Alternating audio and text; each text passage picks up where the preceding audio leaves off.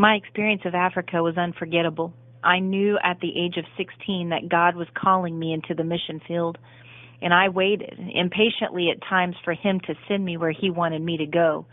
And sure enough, 22 years later, God sent me to Ghana. I would say the most moving experience was when Kim Fair, Amanda, and I were painting, and the students came in and they were all dressed up. And one of the students, named Alex, saw that I had paint all over my hand, and he began to wash my hand in water. And it was one of those things where I felt I was there to serve and be a light for Jesus, but instead I was getting the blessing, and they were showing me that light. I'll never forget that experience, and I look forward to going back soon. The thing that really touched my heart on our trip to Ghana was the time we spent at Challenging Heights with some of the kids who just recently been rescued from the lake.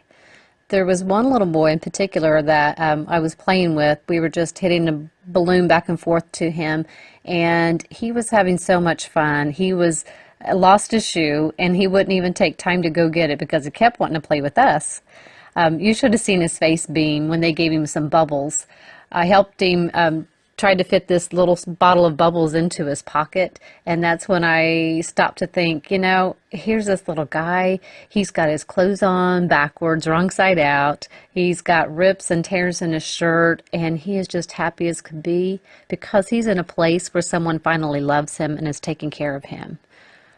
It was difficult, however, when we went to leave because I saw him come to the gate and he watched us as long as he could as we left. So today, a piece of my heart remains in Ghana. What really stands out to me on my first mission trip was the children that we saw and met. The pictures here show pictures of joy. These kids have so very little, but yet we're so thankful for a piece of candy, a soccer ball, or something as simple as a little bottle of bubbles. They had to make sure that I knew that they were thankful for what they received. One little girl constantly patted my arm until she got my attention to say thank you for a bottle of bubbles. Something so small, but it made such a big difference to her.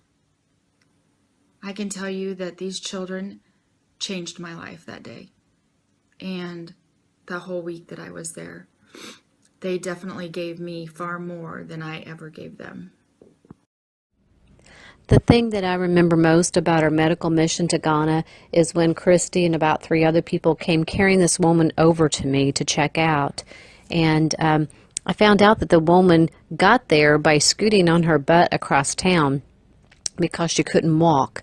Also found out she couldn't really feed herself, couldn't take care of herself, and that no one really wanted to help her because they thought her illness was due to witchcraft.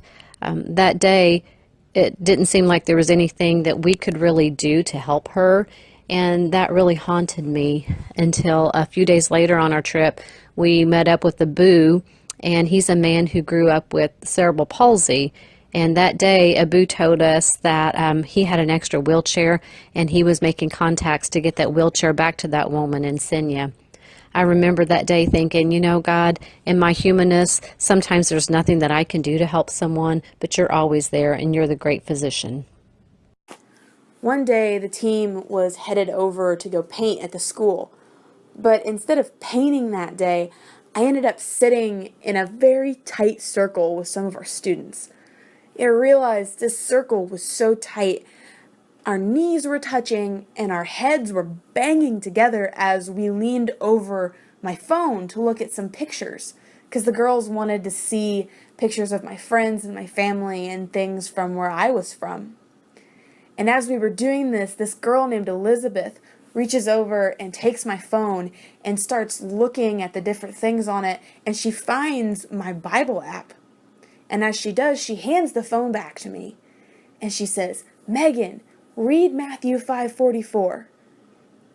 So I took the phone back and I looked up the verse and I started reading. But I tell you, love your enemies and pray for those who persecute you.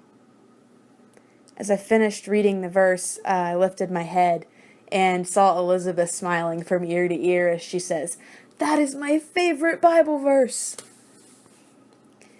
And in that moment, God knocked me on my backside and reminded me just how much He is at work in the world around us.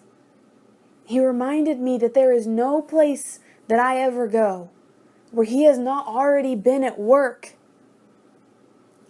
In this sweaty circle in the middle of the African heat, Elizabeth witnessed to me and brought me closer to Christ. Because that's what the body of Christ does. We come together. And I learned that day that it's not about me. It's not about any of us. It's about Christ, because He is the one who invites all of us into the work that He is already doing.